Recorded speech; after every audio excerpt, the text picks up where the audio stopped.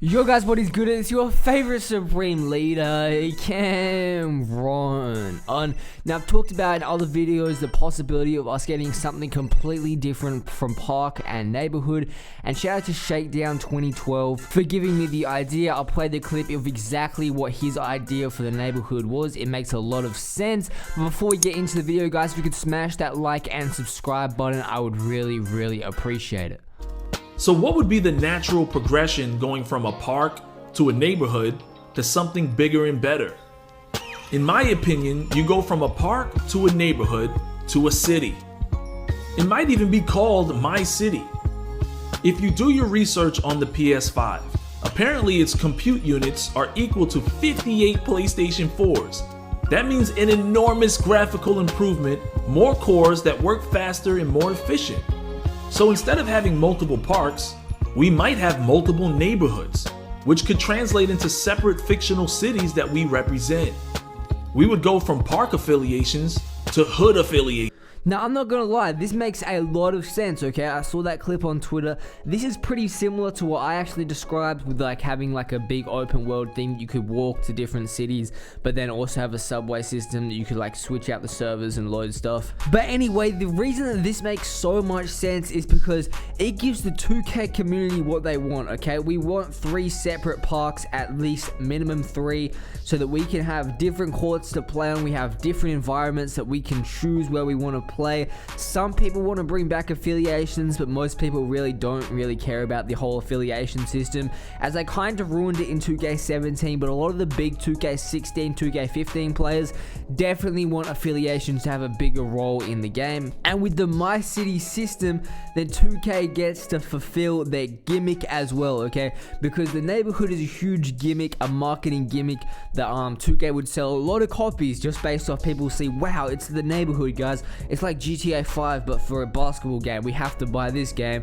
So a lot of people like that, and it makes 2K a ton of money. So there's no way 2K would want to get rid of a gimmick like that, as it just brings so many more people to the game. However, it still doesn't solve a massive problem that we have with the neighborhood currently.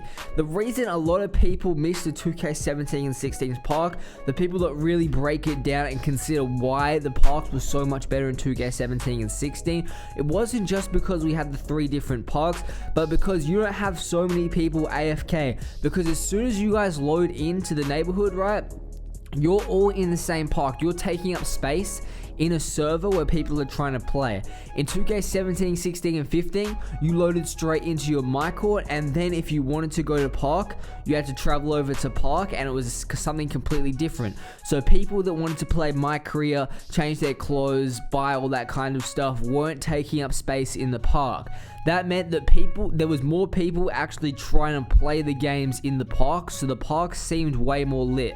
Even though you might have the same amount of people in the park, everyone is there to actually play park, instead of you having a ton of people off to the side trying to load into my career games and all that kind of stuff. You have people just walking into the practice facilities, you have people trying to buy clothes, you have people trying to go to the pro-am, the rec center, trying to go to 3v3 pro-am. You have all these people that are in the neighborhood taking up space for park, but they don't want to play park. Whereas I said in 2K17, everyone was there to play park, so it was so much easier to get a game. A lot of the sweats complaining that it's so much harder to get a game in 2K19 and 20 than it was in 17 and 16. 2K18 was a bit of a balance, okay, because the parks were dead because the parks were so glitchy. Now, I know a lot of parks are like full in terms of games, okay. Generally, there's like all the 3v3 courts going. Generally, there's the 2v2 courts going, depending on what time of the day you get on. But the good thing about 2K17, 2K16 parks is there were queues, okay? So you didn't have a choice, okay? So all the people that are legend, all those kind of people, like the high reps, the 99 overalls, the people that no one want to play against, they could still get games because people really had so much less of a choice, okay? They couldn't just run from games, because if you were running from games, then chances are you wouldn't be playing for a long time, okay? Now, I know if you guys are in Australia like me, a lot of the parks were actually dead, guys. If you went to Rivet or you went to Old Town, then there was pretty much never games, okay? There'd be like one 3v3 court running something, and maybe like a 21 game or something, which is 1v1v1. Sometimes at Rivet there was always like a bunch of 3v3 calls running, but that's kind of besides the point. The main lit park was Sunset for us in Australia, and those park was always busy, okay? That park was always super busy, always lots of people. There's never a time where you couldn't get a game, and I can't say the same thing about 2K20 or 2K19,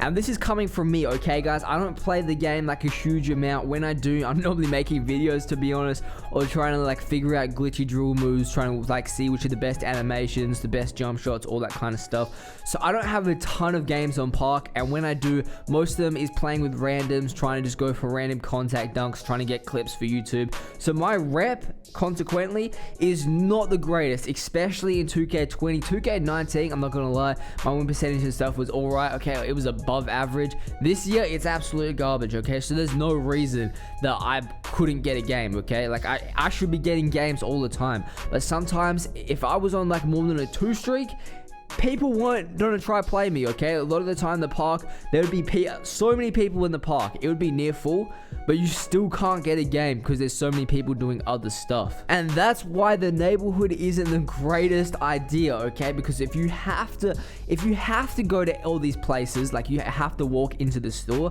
then you're taking up space on the server. So my suggestion, right, is that you keep the neighborhood like it is. So you got your MYCITYs or whatever, you got your 3 cities, but you don't make it so people have to go to these places to do all the offline type things. Like you should make it so that if you wanted to, you can access the store from your MyCourt and you load into your MyCourt straight away. Now you can still have all those stores and everything in the neighborhood because that's what sells the game, okay? That's a huge gimmick, as I said at the start of the video.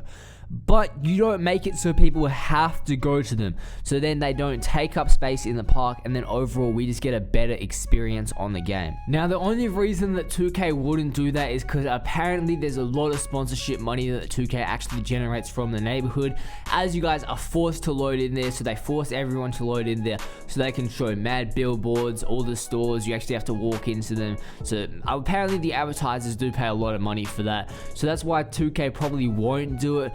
Even though the experience that we get from that is significantly worse than if they weren't to have that. It's really it's a business at the end of the day. You can't, like, we can be mad at them, and we probably should be mad at them, but they're not gonna do it because at the end of the day, they're a business.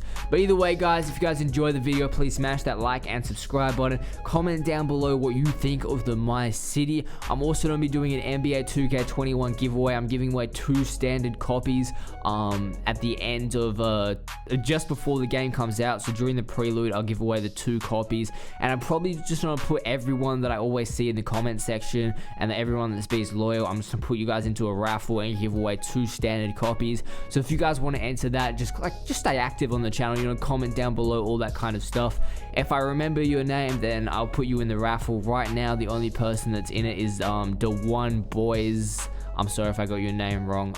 You know who you are. You're always in my comment section. He's the only person that is in it right now. Simply Unco, Fudgy Mate, all my IRL friends, you are not entered. Unfortunately, I'm not gonna get you a copy of 2K. This is only for people that I don't know. For my actual subs, you know. So either way, guys, if you guys enjoyed the video, please smash that like and subscribe button. I would really, really appreciate it. And I'm out. See ya.